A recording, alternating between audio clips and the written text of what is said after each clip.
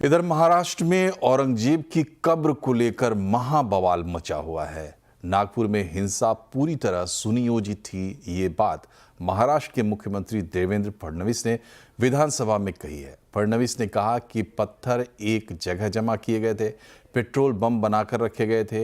हिंसा के दौरान उपद्रवियों ने कई गाड़ियों में आग लगा दी। इस दौरान पुलिस पर भी हमला किया गया।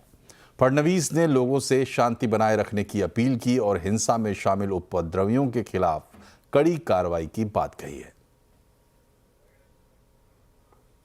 3 डीसीपी लेवलचे लोक या ठिकाणी जखमी झालेले आहेत आणि जसं मी सांगितलं की यातल्या एका डीसीपीवर तर थेट कुऱ्हाडी वार हा त्या ठिकाणी करण्यात आलेला आहे।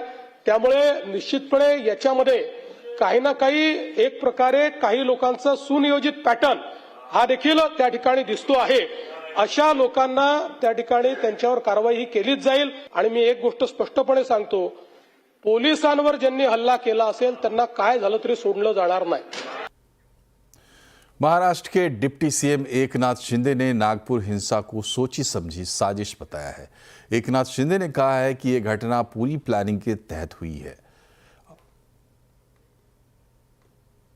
नागपुर में जो दुर्घटना हुई है बहुत ही दुर्भाग्यपूर्ण है। जो आगजनी हुई है, जहाँ पर कई लोग 2-4 हजार लोग इकट्ठा होकर जो समाज कंटक थे, उन्होंने कई घरों को वहाँ पर मोमिनपुरा है, महाल एरिया है, चिटनीस पार्क है, यहाँ पर इकट्ठा होकर लोगों के घरों को लक्ष्य कर दिया, टारगेट कर दिया, पथराव किया, आगजनी कर दी, वहाँ की गाड़ियाँ जलाई और एक ऐसे जगह पर उनकी गाड़ियाँ 100-150 पार्क होती थी।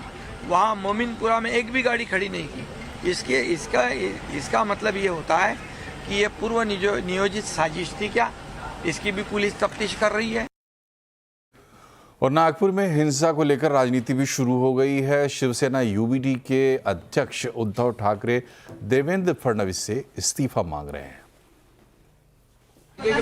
मैं मुख्यमंत्री नहीं हूं, ना ही मैं गृह मंत्री हूं, तो मुख्यमंत्री जो है, मुख्यमंत्री जी को पूछो किसका हाथ है, क्योंकि आरएसएस का मुख्यालय वहां है।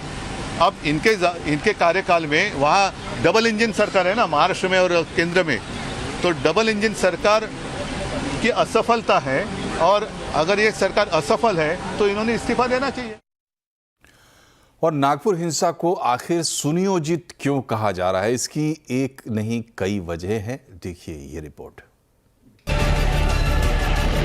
सोमवार का दिन ढलते ढलते नागपुर के कई इलाकों में एक अफवाह फैली और हवा में इस अफवाह के तैरते ही नागपुर के अलग अलग इलाके में हिंसा का दौर शुरू हो गया। उपद्रवियों का दल शहर को सुलगाने पर आमादा था। उन्हें रोकने के लिए सामने से पुलिस भी आई, लेकिन इन्होंने पुलिस पर पथराव शुरू कर दिया।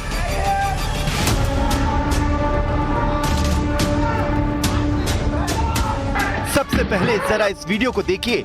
ये वीडियो एक घर के अंदर बनाया गया और खिड़की के बाहर गली में उपद्रवी हिंसा का तूफान मचाते दिख रहे हैं। इनमें से ज्यादातर ने अपना चेहरा नकाब से ढक रखा है, लेकिन कुछ कैमरे की नजर से बच नहीं पाए। इन उपद्रवियों के हाथों में डंडे दिख रहे हैं और ये नारेबाजी करते हुए गली में दौड़ रहे हैं। अब सवाल है कि क्या हिंसा का प्लान पहले से तैयार था? अगर नहीं तो एक साथ इतने लोग लाठी डंडा लेकर कैसे पहुंच गए? उपद्रवी अपनी पहचान छुपाने के लिए पूरी तैयारी के साथ कैसे आए? जिन इलाकों की गलियों में उपद्रवी लोगों के बीच खौफ पैदा कर रहे थे, हिंसा की आग भड़का रहे थे, उन गलियों में रहने वाले चश्मदीदों की जुबानी सुनेंगे तो समझ आएगा कि हिंसा के वक्त का मंजर कैसा था। बहुत भयानक था वो माहौल। अभी भी आंखें ऐसे रोंगटे आ रहे हैं मेरे, और इतनी डरावनी है। दरवाजा खुला और अंदर घुसेंगे इस हिसाब से वो लोग बहुत जम के लाते मार रहे थे। उनके पास लकड़ियाँ थी, वो भी मार रहे थे। ये पूरा एक छत लटक गया था, उसमें अंदर के कुछ था, पूरा बाहर का कूलर ला लिया था और वहाँ से इतने बड़े बड़े कांच और पत्थर फेंके थे उन्होंने। अब जरा इस सीसीटीवी वीडियो को गौर से देखिए। शाम के 7 बज रहे थे और उपद्रवियों की टोली ने इस मोहल्ले में अपना कब्जा जमा लिया था। उपद्रवी इत्मीनान से यहाँ खड़ी कारों में तोड़फोड़ करते दिख रहे हैं। कईयों के चेहरे ढके हैं और किसी ने दोनों हाथों में हॉकी स्टिक थाम रखी है। हिंसा करते इन लोगों को यहाँ न कोई रोकने वाला था न टोकने वाला। और औरंगजेब की कब्र पर क्यों मचा हुआ है हंगामा, आवाज अड्डा में इसी पर होगी बड़ी चर्चा। कब्र पर कोहराम, सियासी संग्राम 7:57 पर।